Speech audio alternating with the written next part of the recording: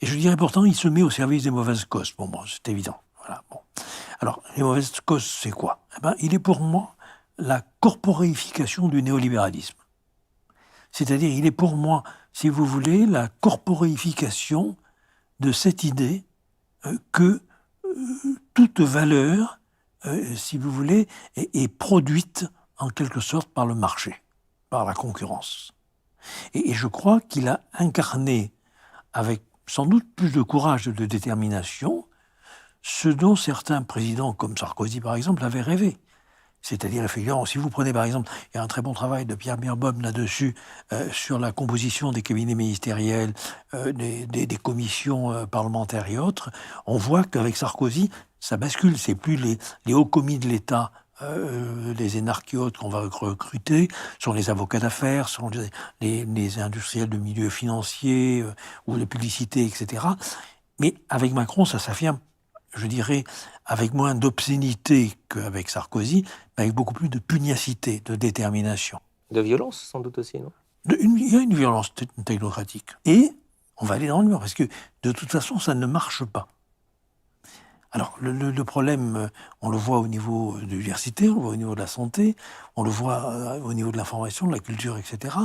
Il y a véritablement un massacre quelque part des services publics, et c'est là où on rejoint en quelque sorte ce que peut incarner Emmanuel Macron, si vous voulez, c'est-à-dire justement l'incarnation du principe cardinal de mise en concurrence et de métamorphose des services publics hybridés à des logiques du privé.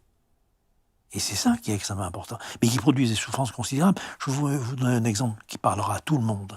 C'est l'exemple, parce que j'étais invité par un syndicat à assurer la chronique d'un procès en appel d'Orange, lorsque France Télécom s'est transformé en Orange. Vous vous souvenez que Didier Lombard, le PDG, avait la charge de faire partir 22 000 personnes, 22 000 emplois devaient être supprimés. Et il avait eu cette phrase malheureuse, que ceux qui ne partaient pas par la porte passeraient par la fenêtre. Sauf qu'il y a eu des suicides, sauf qu'il y a eu énormément de souffrance, de douleur. Et bien sûr, il y a eu un harcèlement institutionnel.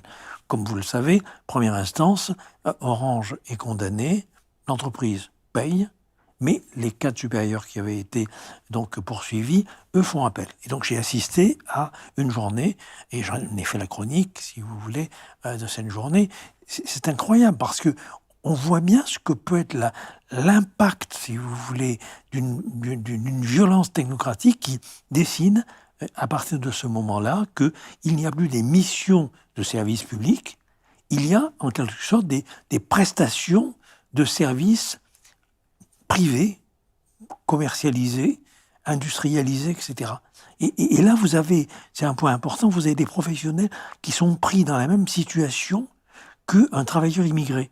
C'est-à-dire qui quitte une culture et on le met dans une autre culture et du coup, il est ni adapté à l'une, ni ajusté à l'autre. Il est dans ce que Bourdieu appelle un habitus clivé, un habitus déchiré. Il est déchiré entre d'anciennes valeurs qu'il est en train de quitter et des nouvelles qu'on est en train de lui greffer, mais qui ne correspondent pas à ce pourquoi il a choisi ce métier. C'est ça, Macron, et il a réussi. Juste sur Macron, il a réussi ce coup de force, si vous voulez, à la manière de ce que Max Weber appelle un leader charismatique.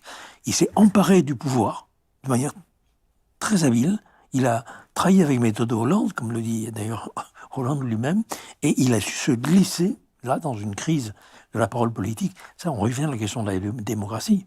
C'est-à-dire, Macron, il est aussi issu de la crise de la valeur d'une parole politique.